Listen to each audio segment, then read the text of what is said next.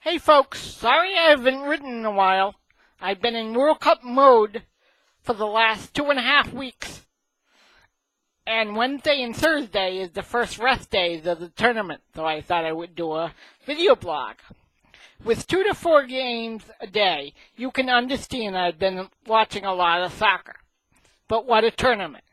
Both Italy and France, the two finalists from 4 years ago, in Germany did not make it out of the first round, and England and the United States didn't make it out of the round of 16. The U.S. had us on our edge of the seat. Well, by the picture on the blog, you can understand why.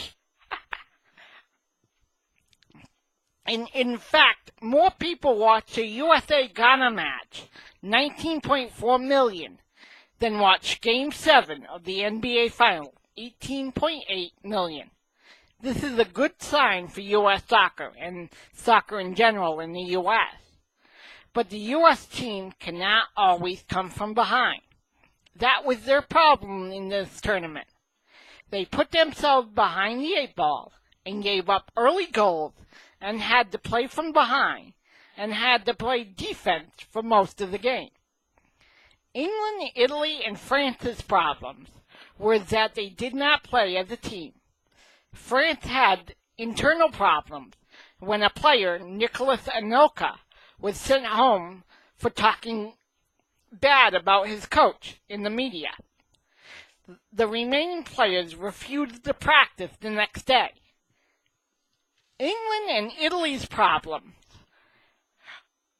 was that they had great players, but they did not play as one team with one vision.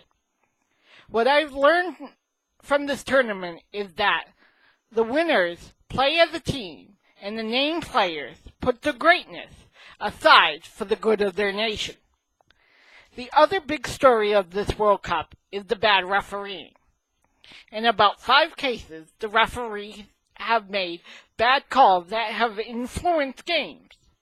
To this end, FIFA, the world governing body of football, is opening up the talk about technology.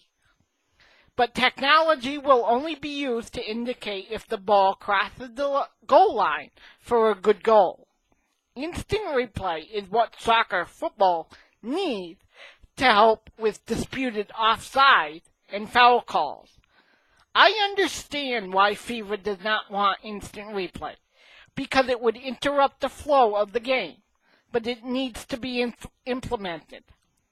One thought I had was to add a 5th official up in a booth watching the game on television and can call down on the field to reverse a bad call, or a questionable call at that. I would like to talk about ESPN's TV coverage for a moment. I think ESPN is doing a fine job of covering the World Cup, and also the story of host South Africa. Some of the British commentators are a little low-key for my liking. The one announcer I can't stand is Ali McCourt. He has a thick British accent, and I can't understand a word he's saying. The buzzing sound you hear when you watch World Cup matches is not a swarm of bees. It's a South African noisemaker called a vuvuzela.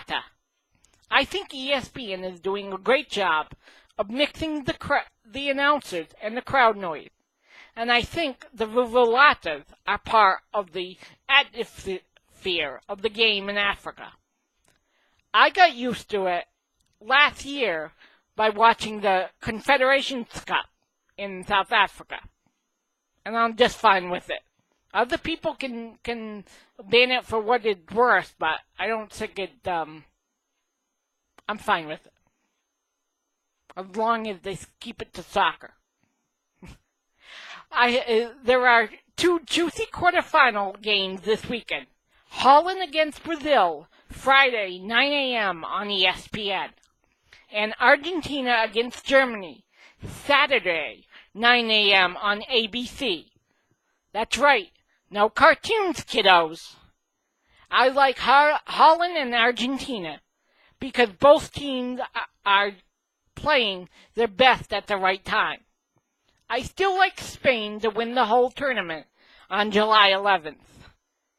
They play their quarterfinals Saturday, 2 p.m. on ABC against Paraguay. Should be fun. I'll be watching. For LAZ Sports Radio, this is Jamie Lazaroff reporting.